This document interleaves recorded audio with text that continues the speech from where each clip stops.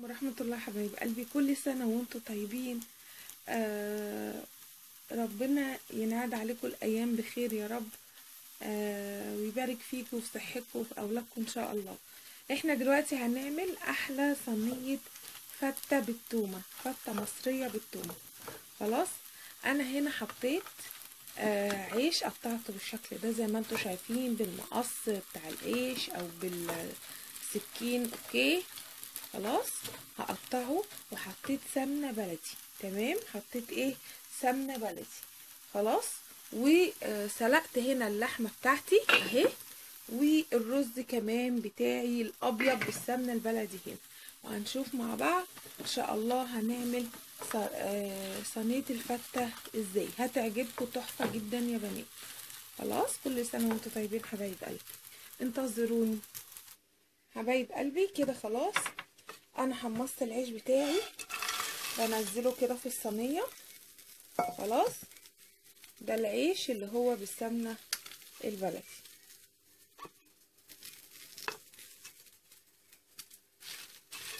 الطريقه دي احلى بنات.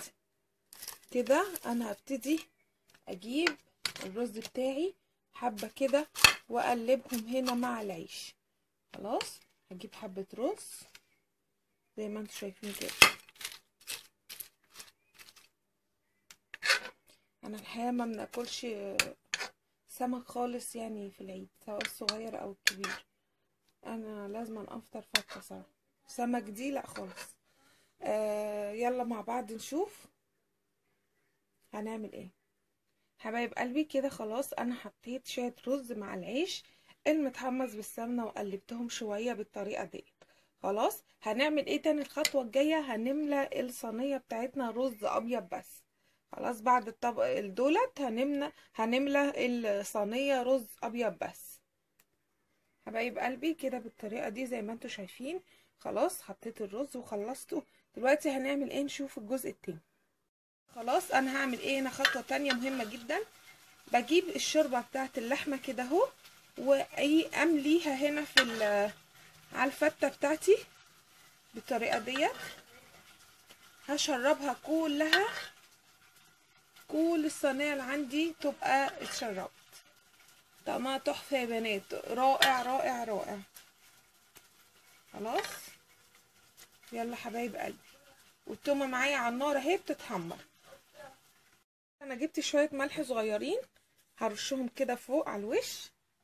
خلاص، وهجيب شويه فلفل اسمر برضو صغيرين كده، هحطهم كده على الوش بعد ما حطيت الشوربه على الرز والعيش المحمص كده بالطريقه دي. نشوف بقى الخطوه الجايه هنعمل ايه حبايب قلبي. كده لسه انا حطيت سمنه بلدي برضو تسيح كده اهوت، تسخن جامد في الطاسه او الطبق بتاعك. وجبت شويه توم حلوين، يعني حبه كده كتار حلوين.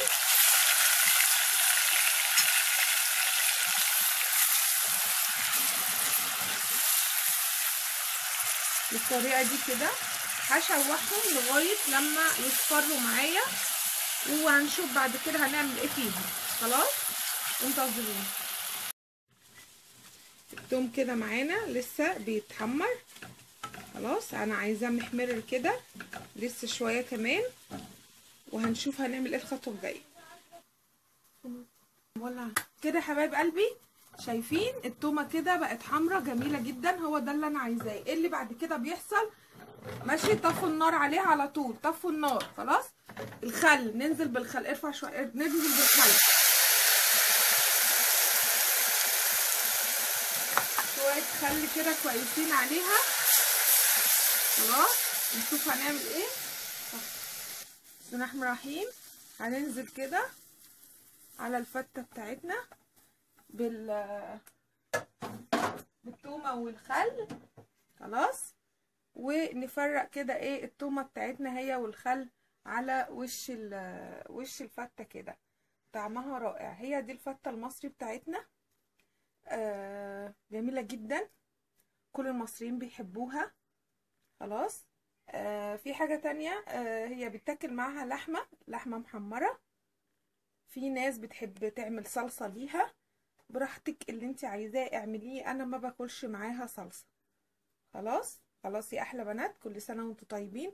هنشوف في الاخر الفينش بتاعها هيبقى عامل ازاي. طيبين حبايب قلبي، كده خلاص الفتة خلصت. انا دلوقتي بحمر بقية اللحمة ان شاء الله.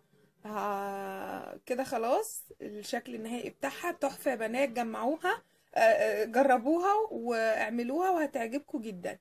لو عجبك الفيديو دوسي لايك وشيروا الفيديو بين اصحابكم. كل سنة وانتم طيبين، ومع السلامة. كنتم مع قناة اسرار شيري. باي باي.